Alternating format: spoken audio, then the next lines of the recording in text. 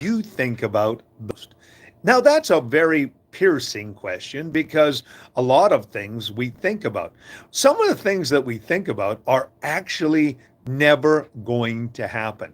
They did a survey with people and they discovered that 90% of all the things that we worry about, the things that we think about, which are fearful and also cause us stress and anxiety, actually never happen. But I have a simple question. What is it that you think about the most? I ride with motorcyclists, and so I have discovered that many of them, most of their thinking processes have to do with, of course, mechanical two-wheeled vehicles. They spend most of their time thinking about their motorcycles, and that's fine if that's what you want to think about. You have individuals who are mechanically inclined. So they're always looking for new mechanical type of projects and they're dreaming and thinking about mechanical projects. Then you have other creative people who are always thinking of, new creative things that they can, of course, create. There was a painter, for example, was asked the question. He says, "Why do you paint?" The person was asking. He says, "I want to create something that is perfect in my mind in this imperfect world." So I ask you the question, what do you think about?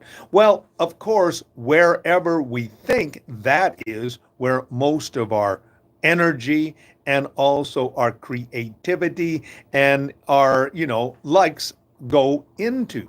If you are always, let's say, for example, studying, and there's nothing wrong with studying, you are always trying to learn new things. And that's not a bad thing. In fact, it was Albert Einstein who did say that we should be constantly learning and growing. That's what life is really all about. So, there's a scripture that I want to leave with you in this time, which goes kind of along this line. Whatsoever things are lovely, whatsoever things are pure, whatsoever things are holy, whatsoever things are of good report, if there be any virtue or praise, think on these things. One person put it this way: as you think, so you shall become. And it's actually quite true. People often, as they think, they become that very thing. So if you're thinking about money, for example, then guess what? You're going to be pursuing all the time. And I want to warn you about this because the simple fact is you can have a lot of money and have a poverty mentality. And also, as well, you can have no money and also have a poverty mentality. Or you can have a lot of money and, of course, have a prosperity type of attitude. And you can also be poor and be rich in, of course, the prosperity aspect. Now, I love what John says in 3 John 2. He says, "I pray that you be in prosperity and health, even as your soul prospers." Now, according to the Bible, the soul is the will, intellect, and emotions of an individual. Basically, your intellect affects your decision making process or your will. And it also affects your emotions because whatever you think about and what you perceive, that is the direction that your emotions go. So if you are, let's say, concerned about, your financial situation, then what's going to happen is you're going to find yourself staying up at night thinking about, how can we meet our bills? And I've met people who have had lots of money and suffered from poverty mentality. And then I've met people who've had no money and have had a very, prosperous outlook and a very positive outlook in life. I remember years ago, there was a couple that was serving in another church in one of the communities in which I was serving. Now, these people at the time were living on social assistance, but they did not live like someone on social assistance. You know what they were doing? They were out in the community helping people to find the resources that they needed. That was pretty amazing to me. I was a little taken back by that. And I asked the couple one time, I said, okay, you're telling me that you don't have very much money, but you're working on behalf of others to make sure that they have the resources and the needs met that they need to have. And I said, why do you do that? And they said, well, we may not have an awful lot of money, but we do know that we can help others. And I said, well, why don't you take advantage of it yourself? They said, we're not into that. We're not into things. We're into helping people. And it was a real eye-opening experience for me. Here you have people who don't have all the resources that we would consider essential. They weren't looking at it that way. They didn't have material possessions as an important issue with them. What was important was helping other people. I did a social experiment one time when I was living in the city of Yellowknife. And we had this one street guy whose name was Andy. Andy was a very jovial type of guy. He would come into our church during our choir practices, and my wife would be singing, playing the piano, and he'd say to my wife, play that particular hymn in the key of F C minor. My wife said, I said to her, is there actually an F C minor? She says, no.